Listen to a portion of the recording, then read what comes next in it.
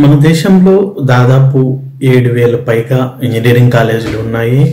దానిలో మంచి మంచి ఇంజనీరింగ్ కాలేజ్ అయిన ఐఐటీలు కానీ, ఎన్ఐటీలు కానీ, ఐఐఎస్సీలు కానీ లాంటి ప్రెస్టీజియస్ టాప్ ఇంజనీరింగ్ కాలేజెస్ ఉన్నాయి. ప్రతి సంవత్సరం ఇండియాలో 21 లక్షల మంది ఇంజనీర్లు కాలేజ్ నుంచి బయటకు వస్తున్నారు. ప్రపంచంలోనే అత్యంత మంది ఇంజనీర్లను తయారు చేసే దేశం అయితే మనదే, దాంట్లో ఎటువంటి సందేహం లేదు. అందరికి నమస్కారం, లక్ష్మణ్ టాక్స్ కి స్వాగతం. ఈరోజు మన టాపిక్ ఏంటంటే, మన దేశంలో బిల్ గేట్స్ లాంటి వ్యక్తులు ఎందుకు పుట్టలేదు ఒకసారి మనం ఆలోచిద్దాం. ఇంతమంది ఇంజనీర్లు కలిగిన దేశంలో చెప్పుకోవడానికి ఒక మంచి సాఫ్ట్వేర్ కంపెనీ కూడా లేదు. అంటే గూగుల్ గానీ, ఫేస్బుక్ గానీ, మైక్రోసాఫ్ట్ గానీ, టెస్లా గానీ అలాంటి కంపెనీలు మన దేశంలో ఒక్కటి కూడా లేవు. అంటే ప్రోడక్ట్ కానీ, ఇన్నోవేటివ్ గా వస్తువులు తయారు చేసే కంపెనీస్ కానీ ఏమీ లేవు. మన దేశంలో ఉండే కంపెనీలన్నీ కేవలం సర్వీస్ బేస్డ్ కంపెనీస్. అంటే ఎగ్జాంపుల్ టీసీఎస్ కానీ, విప్రో కానీ, ఇన్ఫోసిస్ కానీ, టెక్ మహీంద్రా కానీ అలాంటి కంపెనీస్ వాళ్ళు సొంతంగా ఏం ప్రోడక్ట్స్ చేయవు. అమెరికాలో, యూరోప్ లో ఉండే కంపెనీస్ కి సర్వీసెస్ ప్రొవైడ్ చేస్తాయి. అంటే వాళ్ళకు ప్రాజెక్ట్ ఇచ్చి మనల్ని చేసి పెడతారు. అంతేగాని మనం సొంతంగా ప్రోడక్ట్స్ చేయడం అనేది చాలా తక్కువ, అస్సలు లేదని నేను చెప్పను, కానీ మేబీ 10% కూడా ఉండకపోవచ్చు. మరి ఇంతమంది ఇంజనీర్లు ఉండే దేశంలో సొంతంగా ఒక ప్రోడక్ట్స్ కూడా మనం చేయకపోవడానికి కారణమే. ముఖ్యంగా మన దేశంలో బిగ్గెస్ట్ ప్రాబ్లం ఏంటంటే, స్టూడెంట్స్ మార్కుల కోసం చదువుతున్నారు కానీ సబ్జెక్ట్ కోసం కాదు. నేను ఎంతో మంది స్టూడెంట్స్ చూశాను, అందరూ కేవలం ఆ క్లాస్ లో గానీ, ఆ ఎగ్జామ్ లో గానీ ఎట్లయినా మార్క్స్ తెచ్చుకోవాలని మాత్రమే చదువుతున్నారు కానీ ఆ సబ్జెక్ట్స్ మీద ఇంట్రెస్ట్ గానీ, ఆ సబ్జెక్ట్ పెంచుకోవాలని కానీ, నాలెడ్జ్ పెంచుకోవాలని చదివేటోళ్ళు దాదాపు తక్కువ.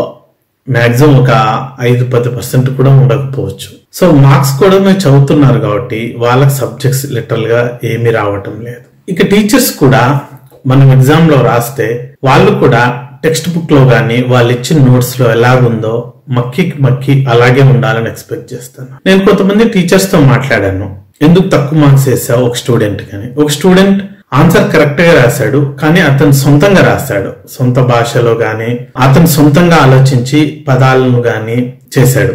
టీచర్ ఏమనిందంటే, సార్ కేవలం మేము ఇచ్చిన నోట్స్ ఎలా ఉందో అలాగా రాస్తేనే మీకు మార్క్స్ ఇస్తాం గాని మీరు సొంతంగా రాస్తే మార్క్స్ ఇవ్వమని చెప్పింది. అంటే పిల్లలు ఎట్లుంటే అట్లా బట్టి కొట్టి చెప్పాలని టీచర్లే ఎంకరేజ్ చేస్తున్నారు. అంతేగాని సొంతంగా రాస్తే ఎక్కువ మార్కులు ఇస్తాము, లేకపోతే ఫుల్ మార్క్స్ ఇస్తామని చెప్పట్లేదు. సో పిల్లలు కూడా మేము సొంతంగా రాయాలి, సొంతంగా ఆలోచించే ఆలోచన పోయి మనం కూడా బట్టి కొట్టి ఎట్లుండేది మక్కి దింపేస్తే మంచి మార్క్స్ వస్తాయి కానీ ఆలోచనలో పడిపోతున్నారు. ఇంకోటి ఎక్కువ అబ్జర్వ్ చేసిన మన ఇండియాలో ఏంటంటే, క్లాస్ రూమ్స్ లో డిస్కషన్స్ ఉండట్లే. అంటే యూజువల్ గా టీచర్ వస్తాడు, క్లాస్ లో ఒక టాపిక్ సబ్జెక్ట్ గురించి చెప్తాడు, స్టూడెంట్స్ నోట్స్ రాసుకుంటారు, అతను వెళ్ళిపోతారు. కానీ యూజువల్ గా మీరిగిన అడ్వాన్స్డ్ కంట్రీస్ లో కానీ, అమెరికా కానీ, యూరోప్ కానీ అలాంటి కంట్రీస్ లో చూస్తే ఒక టీచర్ కి స్టూడెంట్స్ మధ్య ఒక డిస్కషన్ లాగా నడుస్తుంది.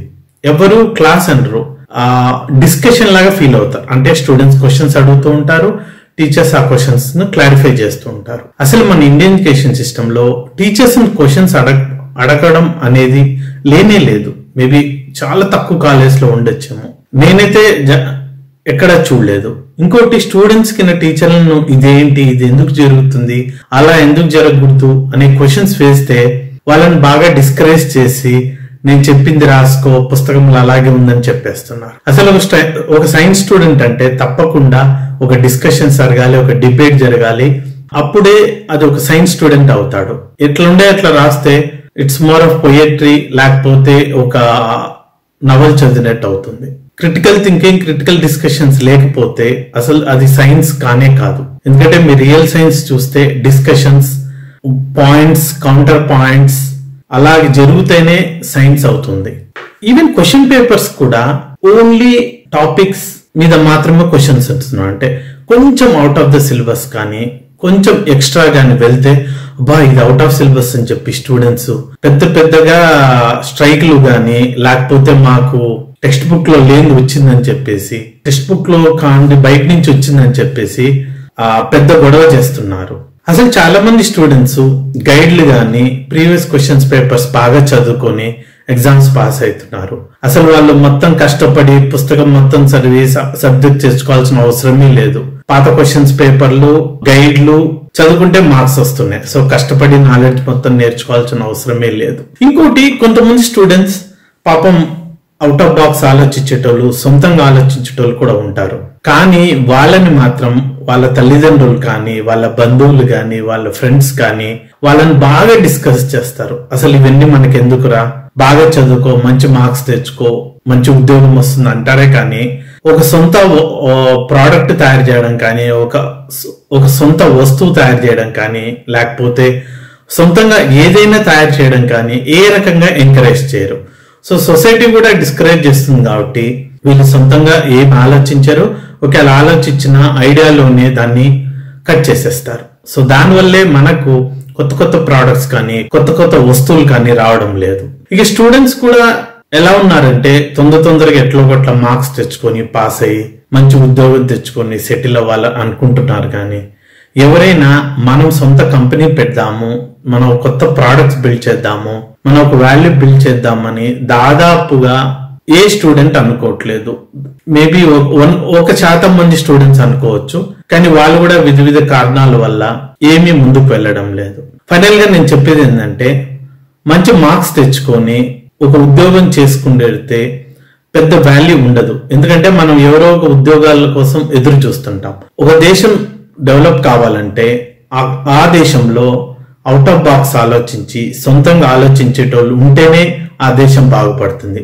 లేకపోతే మనలాంటి దేశం ఎంతమంది ఇంజనీర్లను కానీ, ఎంతమంది సాఫ్ట్వేర్ వాళ్ళని తయారు చేసినా కూడా కేవలం అమెరికా వాడో యూరోప్ వాడో ప్రాజెక్ట్ ఇస్తే చేస్తున్నాం కానీ మనం సొంతంగా ప్రాజెక్ట్స్ చేయడం కానీ, మనం సొంతంగా ప్రోడక్ట్స్ తయారు చేయడం కానీ జరగడం లేదు. ఇది మారాలి. మన ఎడ్యుకేషన్ సిస్టమ్ లో కంపల్సరీ ఎంటర్ప్రీనర్షిప్ కానీ, కొత్త వస్తువుల్ని తయారు చేయడం కానీ, కొత్త సాఫ్ట్వేర్లను తయారు చేయడం కానీ, కొత్త పద్ధతులను తయారు చేయడం కానీ బాగా ఎంకరేజ్ చేయాలి. ఫస్ట్ ఆఫ్ ఆల్ మన ఎడ్యుకేషన్ సిస్టమే ఇది బాగా డిస్కరేజ్ చేస్తుంది. కాబట్టి దేశం ఎప్పుడు కొత్త వస్తువులు, కొత్త ప్రోడక్ట్స్ కే విలువ ఉంటుంది. కానీ బాగా చదువుకొని మంచి మార్క్స్ వచ్చి ఎవరో ఒకరి దగ్గర ఉద్యోగం చేయాలనుకుంటే దేశం ఎప్పుడూ అభివృద్ధి చెందదు. నా వీడియోస్ మీకు నచ్చినట్లయితే దయచేసి లైక్ చేయండి, షేర్ చేయండి. ఇక ఈ టాపిక్ మీద మీకు ఏమైనా క్వశ్చన్స్ ఉంటే కింద కామెంట్స్ లో తెలియజేయండి. జై హింద్.